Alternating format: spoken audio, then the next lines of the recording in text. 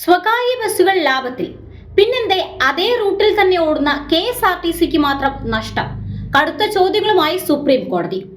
KSRTC സാമ്പത്തികമായി ലാഭത്തിലാണെന്ന് ഗതാഗത മന്ത്രി KB ഗണേഷ് കുമാറിന്റെ തുടർച്ചയായുള്ള പ്രസ്താവനയ്ക്കെതിരെ സുപ്രീം കോടതി.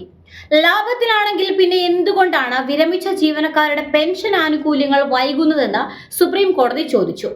ഒരേ മേഖലയിൽ പ്രവർത്തിക്കുന്ന സ്വകാര്യ ബസ് സർവീസുകൾ ലാഭകരമായി മുന്നോട്ട് പോകുമ്പോൾ ദീർഘദൂര സർവീസുകൾ നടത്തുകയും സർക്കാർ ഉടമസ്ഥതയിലുള്ള KSRTC മാത്രം എന്തുകൊണ്ടാണ് ഇത്ര വലിയ നഷ്ടം നേരിടുന്നതെന്ന് കോടതി ചോദിച്ചു.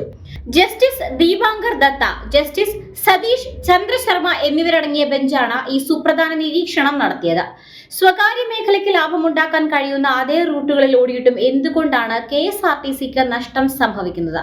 ഇത്രയും വലിയ സാമ്പത്തിക ബാധ്യത സഹിച്ച് എന്തിനാണ് സ്ഥാപനം ഇത്തരത്തിൽ മുന്നോട്ട് കൊണ്ടുപോകുന്നത് എന്നും സുപ്രീം കോടതി ചോദിച്ചു. PF തുകയും പെൻഷൻ ആനുകൂല്യങ്ങളും ജീവനക്കാരുടെ അവകാശമാണ്. അത് സ്ഥാപനം നൽകുന്ന ദാനമല്ലെന്നും കോടതി കർശനമായി ഓർമ്മിപ്പിച്ചു. കോടതിയുടെ ചോദ്യങ്ങൾക്ക് KSRTCക്ക് വേണ്ടി ഹാജരായ അഭിഭാഷകൻ അബീദ് അലി ബീരാൻ, സ്റ്റാൻഡിംഗ് കൗൺസിൽ പ്രണവ് കൃഷ്ണ എന്നിവർ മറുപടി നൽകി. KSRTC ലാഭം മാത്രം നോക്കിയല്ല പ്രവർത്തിക്കുന്നത്. കളക്ഷൻ കുറവാണെങ്കിലും പൊതുജന താൽപര്യം മുൻനിർത്തി പല ഉൾനാടൻ റൂട്ടുകളിലും സർവീസ് നടത്തുന്നുണ്ടെന്ന് അഭിഭാഷകർ കോടതിയെ അറിയിച്ചു. വിരമിച്ച വെഹിക്കിൾ ഇൻസ്പെക്ടർ പ്രദീപ് നായർ സമർപ്പിച്ച ഹർജി പരിഗണിക്കവെയാണ് കോടതി നിലപാട് വ്യക്തമാക്കിയത്.